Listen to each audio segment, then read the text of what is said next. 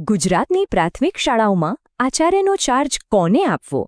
ઓહો, આ એક એવો સવાલ છે જેણે ખબર નહીં કેટલાય વર્ષોથી શિક્ષકો અને વહીવટકર્તાઓને પરેશાન કરી દીધા હતા.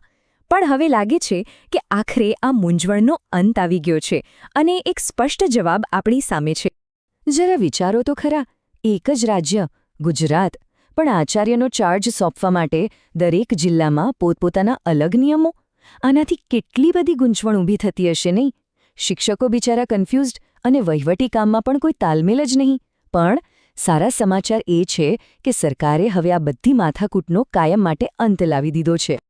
તો પહેલો સવાલ તો એ જ થાય કે ભાઈ, આટલી બધી ગૂંચવણ ઊભી જ કેમ થઈ? આ બધું શરૂ ક્યાંથી થયું? ચાલો જરા પાછળ જઈને આખી વાતને સમજીએ. જુઓ, આખી વાતની શરૂઆત થઈ હતી વર્ષ 2025માં.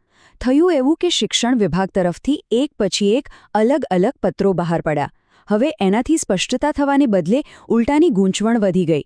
મામલો એટલો બધો બગડ્યો કે કેટલાક શિક્ષકોને તો છેક હાઈકોર્ટ સુધી જવું પડ્યું. પછી તો શિક્ષક સંઘો પણ મેદાનમાં આવ્યા અને એમણે એક જ માંગ કરી, આખા રાજ્ય માટે એક જ સ્પષ્ટ નિયમ બનાવો. બસ આ બધા દબાણ પછી આખરે જાન્યુઆરી 2026માં એ પરિપત્ર આવ્યો જેની બધા રાહ જોતા હતા અને જેણે આખી ગેમ જ બદલી નાખી. અને આ રહ્યો એ ઉઠેલ એક નવો નક્કર પરિપત્ર. આ એક જ પરિપત્રે જૂની બધી જ ગૂંચવણોનો છેડો ફાડી નાખ્યો અને આખા રાજ્ય માટે એક સરખા નિયમો લાગુ કરી દીધા. આનો મતલબ શું? એકદમ સીધો અને સાદો. એપ્રિલ, મે, જુલાઈના એ જૂના બધા પત્રો હવે કેન્સર. એ બધા હવે ભૂતકાળ છે. હવેથી આખા ગુજરાતમાં માત્ર અને માત્ર એક જ પરિપત્ર અને એક જ નિયમ ચાલશે. ખરેખર આ એક બહુ મોટો અને સારો ફેરફાર છે જે વહીવટમાં એકદમ ક્લિયરિટી લાવશે. સારું, તો હવે આવીએ મુદ્દાની વાત પર. જે સામાન્ય પ્રાથમિક શાળાઓ છે એના માટે આચાર્યનો ચાર્જ સોંપવાની આ નવી પ્રોસેસ છે શું? ચાલો એને સ્ટેપ બાય સ્ટેપ સમજીએ. જુઓ, આ નવી પ્રક્રિયા એકદમ સરળ છે. મુખ્યત્વે 2 જ સ્ટેપ છે. પહેલી પ્રાયોરિટી કોને મળશે? તો જે તે શાળાની 10 કિલોમીટરની આસપાસ કોઈ બીજા એચટેટ ક્વોલિફાઈડ હેડ ટીચર હોય તો ચાર્જ સીધો એમને જ જશે. પણ માની લો કે 10 કિલોમીટરમાં એવા કોઈ શિક્ષક છે જ નહીં તો પછી બીજો ઓપ્શન, અને એ છે એ જ સ્કૂલના જે સૌથી સિનિયર ટીચર હોય એમને ચાર્જ સોંપવામાં આવશે. અને હા, એક વાત ખાસ નોટ કરવા જેવી, સિનિયોરિટી કેવી રીતે ગણાશે?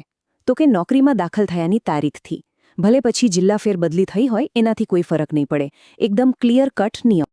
સારું, નિયમ તો બની ગયો, પણ એક સવાલ મનમાં જરૂર આવે. માની લો કે કોઈ સિનિયર શિક્ષકનો વારો આવ્યો અને એ આ જવાબદારી લેવાની ના પાડી દે તો? એવું બને ને? તો પછી શું થશે? એના માટે પણ સરકારે એકદમ વ્યવસ્થિત પ્રોસેસ બનાવી છે.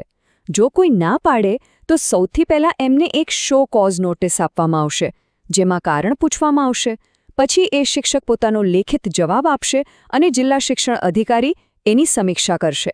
હવે જો જવાબમાં આપેલું કારણ યોગ્ય ન લાગે તો સરકારી સૂચના ન માનવા બદલ શિસ્તભંગના પગલાં પણ લેવાઈ શકે છે. પણ જો કારણ ખરેખર વાજબી હોય તો કોઈ ચિંતા નહીં. ચાર્જ એમના પછીના જે સિનિયર શિક્ષક હોય એમને આપી દેવામાં આવશે. ચાલો, તો આ વાત થઈ રેગ્યુલર પ્રાથમિક શાળાઓની. પણ પેલી જે પગાર કેન્દ્ર શાળાઓ હોય છે એનું શું? શું એમના માટે કોઈ અલગ નિયમો છે? ચાલો જોઈએ. અને જવાબ છે બિલકુલ નહીં. અને સાચું કહું ને તો આ જ આ નવા પરિપત્રની સૌથી મોટી ખાસિયત છે. પછી ભલે એ સામાન્ય શાળા હોય કે પગાર કેન્દ્ર શાળા, નિયમ બંને માટે એકદમ સરખો જ છે. કોઈ કન્ફ્યુઝન નહીં, કોઈ અપવાદ નહીં. આને કહેવાય ખરી એકસૂત્રતા. સારું, આ મુખ્ય નિયમો સિવાય પણ પરિપત્રમાં કેટલીક ખાસ સૂચનાઓ અને સ્પષ્ટતાઓ આપેલી છે. એ પણ જાણવી બહુ જરૂરી છે. ચાલો ફટાફટ એના પર પણ એક નજર કરી લઈએ. આમાં મુખ્યત્વે 3 બહુ જ અગત્યની વાતો છે. પહેલી વાત, જે લોકો અત્યારે ઓલરેડી કાર્યકારી આચાર્ય તરીકે કામ કરી રહ્યા છે એમને નવો શૈક્ષણિક સત્ર શરૂ થાય ત્યાં સુધી ચાલુ રાખવામાં આવશે. બીજી વાત, જે ખૂબ સંવેદનશીલ અને સારી છે, જો કોઈ સિનિયર શિક્ષક દિવ્યાંગ હોય તો એમની પાસે પૂરો અધિકાર છે. એ ઈચ્છે તો ચાર્જ સ્વીકારી શકે અથવા તો કોઈપણ જાતની કાર્યવાહીના ડર વગર લેખિતમાં ના પણ પાડી શકે છે. અને ત્રીજી અને છેલ્લી વાત, કોઈ પણ કેસમાં શિક્ષકે આપેલું કારણ વાજબી છે કે નહીં એ નક્કી કરવાનો અંતિમ અધિકાર જિલ્લા પ્રાથમિક શિક્ષણાધિકારીનો રહેશે. આનાથી શું થશે કે વ્યવહારમાં જે નાની મોટી સમસ્યાઓ આવે એ સહેલાઈથી ઉકેલી શકાશે. અને હવે આવે છે આખા પરિપત્રની સૌથી મહત્વની સ્પષ્ટતા. આ એક વાક્ય એવું છે ને જે ભવિષ્યમાં થનારી અઢળક ગૂંચવણોને અત્યારથી જ રોકી દે છે. એમાં સાફ લખ્યું છે કે આ જ્યેષ્ઠતા એટલે કે સિનિયોરિટીની ગણતરીનો ઉપયોગ ક્યાં અને માત્ર ક્યાં કરવાનો છે. તો આ વાત મગજમાં એકદમ ફિટ કરી લેવા જેવી છે. સિનિયોરિટી નક્કી કરવાનો આ જે નવો નિયમ છે એને પ્રમોશન, ઉચ્ચતર પગાર ધોરણ કે બીજા કોઈ પણ નાણાકીય કે નોકરીના લાભો સાથે કોઈ જ લેવા દેવા નથી. ના, બિલકુલ નહીં. આનો ઉપયોગ ફક્ત અને ફક્ત એક જ કામ માટે થશે અને એ છે કાર્યકારી આચાર્યનો ચાર્જ કોને સોંપવો. બસ, ફૂલ સ્ટોપ. તો આખા નવા પરિપત્રનો સાર શું નીકળ્યો? એકદમ સાદા શબ્દોમાં કહીએ તો હવે આખા ગુજરાતમાં એક સમાન નિયમ, જે એકદમ સ્પષ્ટ છે, સુસંગત છે અને બધા માટે ન્યાયી પણ છે. હવે કોઈ જો અને તોવાળી વાત જ નહીં રહે, માત્ર અને માત્ર ક્લિયર એડમિનિસ્ટ્રેશન.